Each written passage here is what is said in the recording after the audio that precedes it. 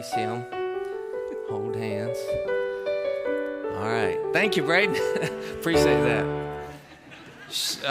Just a real short time ago, Travis and Linda Lee celebrated their 46th wedding anniversary. So we thought that, and they really came to me the other day and approached me about, hey, could we do a vow renewal time? And I thought, what a great idea. And so when we started talking about how and where and do all that, rather than a very private thing with just their family, and thank you, Katie, their daughter, and her family, and Justin and his family are here tonight, and others in your family, so appreciate y'all sharing this moment. I thought, what a good example and a good reminder for us who are married folks, that we cannot, not only can we not take this for granted, but we ought to celebrate it every single day, because we're not guaranteed tomorrow, right? So what you need to do it today. What you need to say it today. But the other thing is, for those of us that are not yet there married, and one day you will be, this is how you do it. Because love is defined in this world as commitment. It has a lot to do with all the other stuff. But at the end of the day, after 46 years, your love is a lot further and deeper than a fleshly type of attraction to each other. It is about commitment.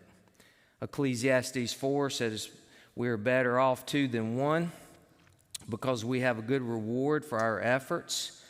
If one falls, the companion can lift him up. And then he goes on to say, a cord of 3 strands is not easily broken. So when Christ is at the top of that relationship and in sovereign authority over us, this relationship goes much better.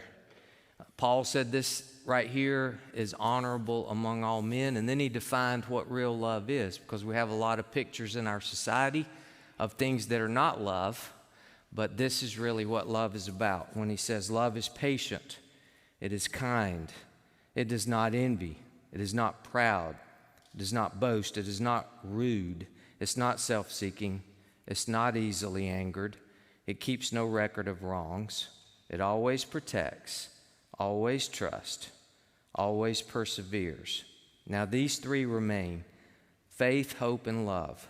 But the greatest of these is love. So if you guys take just a second, check out the 3rd row there. If you've ever wondered about your legacy that you're leaving behind, that's it. So well done.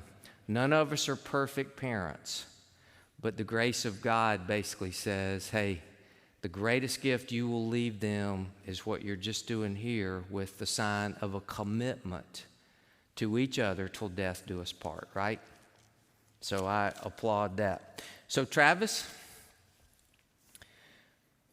will you continue to love and cherish Linda, to put her first, to be considerate of her needs, to keep yourself only for her as long as you both shall live? I will. And Linda, will you continue to submit and to love Travis, to put him before your needs, to be considerate of his needs, to keep yourself only for Travis as long as you both shall live? And back to you, Travis. Will you endure the difficulties, and will you celebrate what is praiseworthy with your wife? I will always. And Linda, will you also endure the difficulties and celebrate the praiseworthy with your husband? And Travis, will you grow together in fellowship with the Lord and allow Christ to continue to rule in your heart? Yes, I will. And Linda, will you grow together in fellowship with the Lord and also allow Christ to rule in your heart? I will. Well, I imagine 46 years ago, some pastor like me prayed over you at the conclusion of your time together and everything. So can I have that honor now to pray and ask God's blessing? Will y'all pray with me? God, I'm just grateful for my brother and my sister, and I'm thankful for this brother, and I pray that you'll continue to give him a heart after Christ to such an extent that Linda will never have to wonder where his allegiance lies, where his loyalty lies, and that she is second only to you in his affections.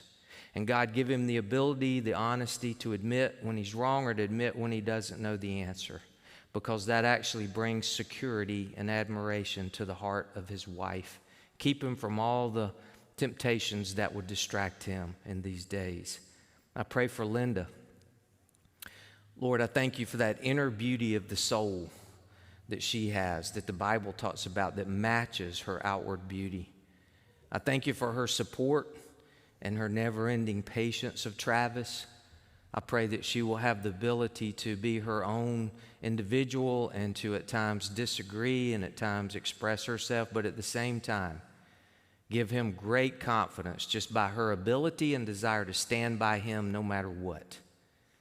And I pray now that you'll bind them together for the next however many decades they have together. Would you give them the just enough adversity to make them realize and be reminded that we have to be dependent on you?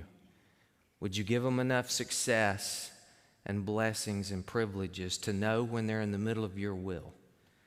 So God, just continue what you have done for 46 years in binding them so tightly together that the only thing that's ever going to separate them is when one will lay the other into your arms through death. I'm grateful for what you started 46 years ago and what you are continuing now in this generation and the generations that follow. And so this is because of your might and your glory. And we ask it in your name. Amen. Amen.